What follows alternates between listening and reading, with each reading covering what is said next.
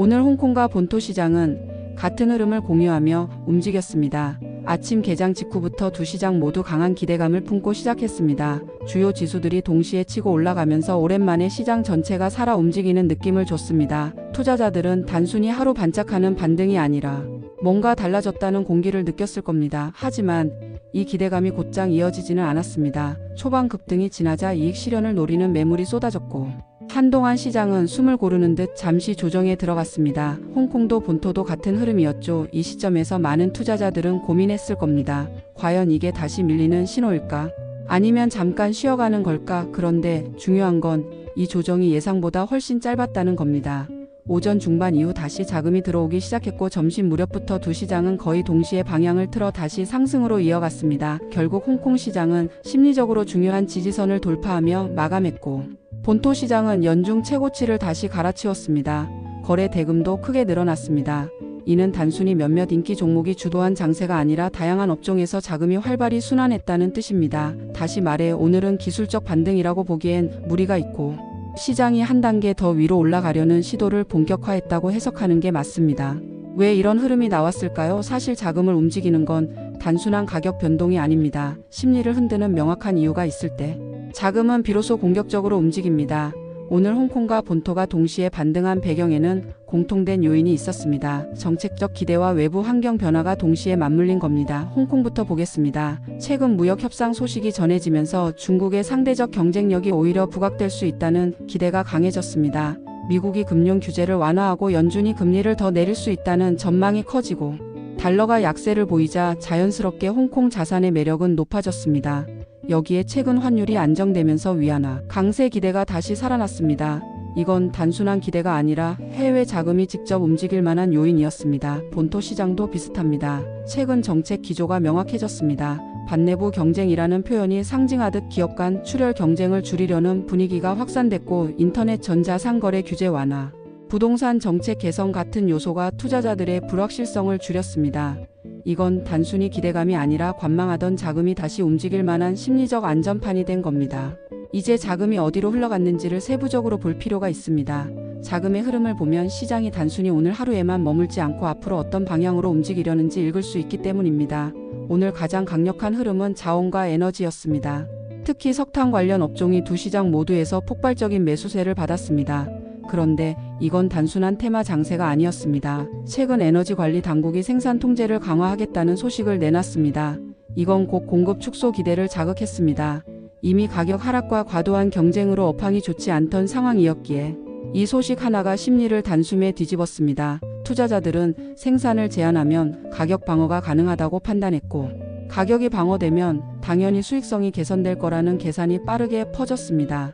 여기에 계절적 요인도 작용했습니다. 여름철 전력 수요가 급격히 늘어나는 시기였기 때문에 공급이 조금만 줄어도 가격은 민감하게 반응할 수밖에 없습니다. 실제로 석탄 관련 주요 선물 가격이 연속 상한가를 기록했고 현물 시장도 가격 방어 기대가 퍼졌습니다.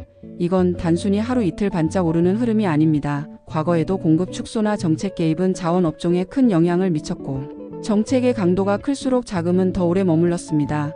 이번에도 마찬가지입니다. 반내부 경쟁이라는 기조가 강화될수록 생산 제한과 가격 방어는 정책적으로 뒷받침될 가능성이 높고 이는 중기적인 수급 개선 기대를 키웁니다. 시장이 이런 흐름을 읽었기 때문에 자금이 단기 테마처럼 움직이지 않고 중기적 관점으로 들어오기 시작한 겁니다.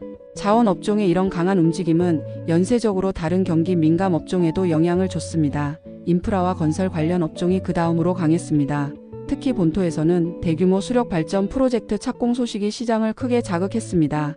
이건 단순한 공사 하나가 아니라 국가 차원의 중장기 계획이라는 점에서 투자자들의 기대가 달라졌습니다. 단기적으로 단순 매매를 노리는 자금이 아니라 중장기 자금을 가진 투자자들이 움직이기 시작했습니다. 인프라 관련 자금은 과거에도 정책과 경기 부양 기대가 동시에 작용할 때 오래 머물렀습니다. 이번에도 마찬가지입니다. 건설 장비, 전력 설비 자재 등 다양한 연관 업종이 동시에 반응하며 자금이 분산되지 않고 집중됐습니다. 홍콩도 비슷했습니다. 정책 회의가 다가올수록 건설 관련 업종이 정책 수혜의 중심이 될 가능성이 높기 때문에 자금이 선제적으로 들어왔습니다.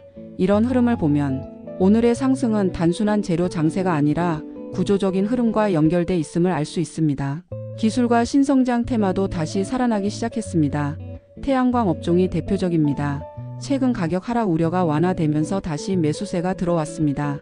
반내부 경쟁 기조가 강화되면 기업 간 과도한 가격 경쟁이 줄어들 거라는 기대가 시장에 긍정적인 신호로 작용했습니다. 주요 원재료 가격이 다시 오르고 업계 내부에서 자율 규제를 강화하려는 움직임이 나타나면서 투자자들은 이 기대가 단순한 말뿐이 아니라 실제 변화로 이어질 수 있다고 봤습니다. 배터리와 반도체 같은 성장 테마도 비슷합니다. 공급 축소와 수요 개선이 동시에 나타날 수 있다는 기대가 자금을 끌어들였습니다.